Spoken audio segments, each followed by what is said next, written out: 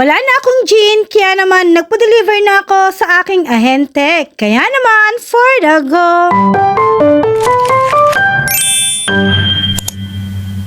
So ayan mga mi, kanina nga ay nagpa-deliver nga ako ng box na gin. Kapag talaga ako ay nagpapa-deliver nga ng gin, talaga namang maramihan nga yung aking kinukuha.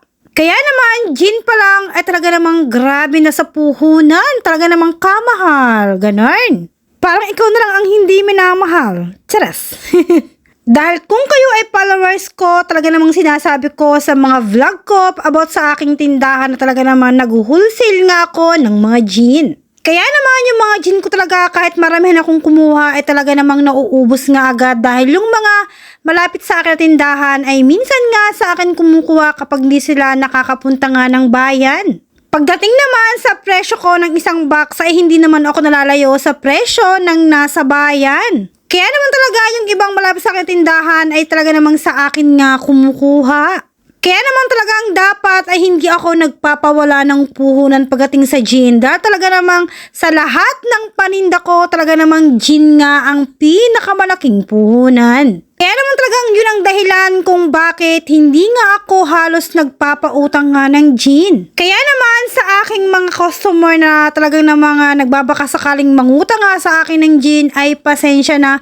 Dahil talagang pagdating sa gin ay napakalaki ng puhunan kaya naman talagang hindi nga ako nagpapautang nga ng gin. At saka isa pa talaga namang ang puhunan ko nga ng gin ay hindi ko inuutang. Talaga namang cash to cash basis yan. At lahat ng puhunan ko sa aking paninda or sa aking tindahan ay hindi ko inutang. Kaya naman, pasensya na sa mga nagbabaka sakali sa aking mangutang lalo na sa gin, talaga namang hindi nga ako nagpapautang dahil yun nga yung dahilan. At saka isa pa, paano ko pa maipapalibot yung aking puhunan kung ako ay magpapautang?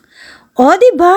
Pa nga kung makikita ninyo talaga namang halos maramihan nga akong kumuha nga ng aking mga paninda, hindi lang gin. Kaya naman sa aking mga customer talaga namang humihingi nga ako ng pasensya kung talagang minsan or madalas ay hindi nga kayo nakakautang sa akin. Nagpapautang man ako pero talagang sinasabi ko na dapat bukas ay babayadan din. So anyway, balik nga tayo sa aking mga pre-deliver na mga gin. O diba, napakadami niyan talaga namang sa mga customer ko dyan. Talaga namang marami ulit akong stock ng gin. Talaga namang magsasawa nga kayo. At shoutout naman sa mga delivery boy ng gin. Talaga namang ang babait niyan. Medyo mahihain lang silang humarap sa camera pero talagang gustong gusto nila na makikita sila sa camera. Kaya naman, thank you dahil yung iba ay magpakita pero kayo gustong gusto nyo na magpapakita nga sa aking vlog. Dahil yung isa sa nagde-deliver sa akin ng gin ay followers ko. Talaga namang inaabangan nga yung mga vlog ko. Kaya naman, thank you so much. So ayan, bali nga pala kung makikita ninyo, inayos na nila yung pa-deliver ko na gin at pagkatapos na lang ayusin ay eto na. At magbabayaran na kami. O diba talaga namang grabe, puhunan pa lang ng gin, talaga namang ubos yung aking inipon nga at ubos nga yung laman ng aking kaha. Yun lang mga mi, see you on my next vlog.